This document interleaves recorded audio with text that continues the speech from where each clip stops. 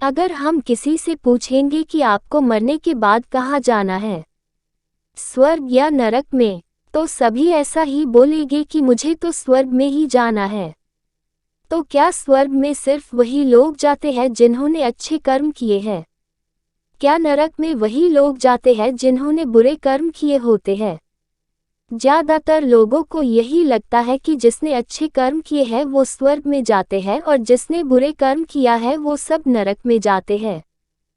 किसी छोटे से गांव में साधु रहते थे और उस साधु का काम गांव के लोगों को उपदेश देना था।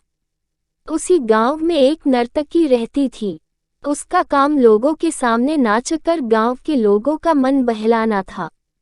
एक दिन गांव में कुछ कुदरती आफत आ गई और ये साधु और नर्तकी दोनों उस कुदरती आफत में मर गए। मरने के बाद जब ये दोनों यमलोक पहुंचते हैं तब इनके कर्मों और उनके पीछे छिपी भावनाओं के आधार पर इन दोनों को स्वर्ग या नरक में भेजने की बात होती है। साधु को खुद को स्वर्ग में ही आश्रय मिलेगा इस बात का अंदाजा था। दूसरी तरफ नर्तकी के दिमाग में ऐसा कुछ भी नहीं था, उसे तो सिर्फ फैसले का इंतजार था। तभी घोषणा होती है कि नर्तकी को स्वर्ग दिया जाता है और साधु को नरक।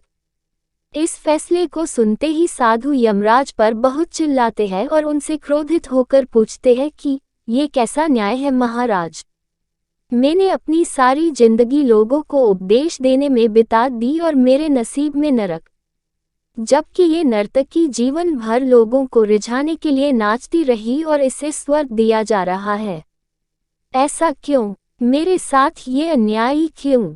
यमराज ने साधु को शांति से उत्तर देते हुए कहा कि ये नर्तकी अपना पेट भरने के लिए नाचती जरूर थी, किंतु उसके मन में यही भावना थी कि मैं अपनी कला को ईश्वर के चरणों में समर्पित कर रही हूँ। जबकि तुम लोगों को उपदेश देते हुए भी यह सोचते थे कि काश तुम्हें भी नर्तकी का नाच देखने को मिल जाए। यमराज ने साधु से ये भी कहा कि तुम ईश्वर के इस महत्वपूर्ण संदेश को भूल गए कि इंसान के कर्म से अधिक कर्म करने के पीछे की भावनाएं मायने रखती है, और तुम्हारे इस कर्म के पीछे की भावनाओं के हिसाब से ही तुम्हें नरक मिला है। हम चाहे कोई भी काम करें पर हमारी उस काम करने के पीछे की नीयत साफ होनी चाहिए। अगर हमारी नीयत साफ नहीं होती है तो हमें दिखने में भले लगने वाले काम भी पुण्य की जगह पर पाप का ही भागी बना देते हैं।